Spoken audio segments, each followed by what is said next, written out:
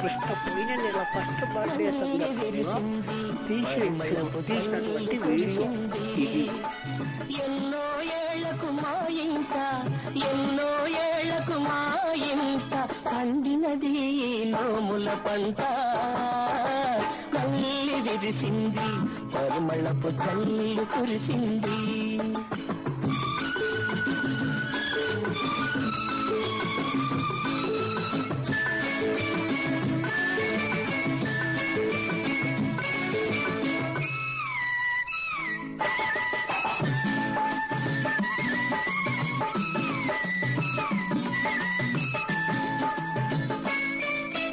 ముద్దు ముచ్చట మూట గట్టుకుని వచ్చాడు, ఆ మురిపాలన్నీ అందరికీ పంచిస్తాడు.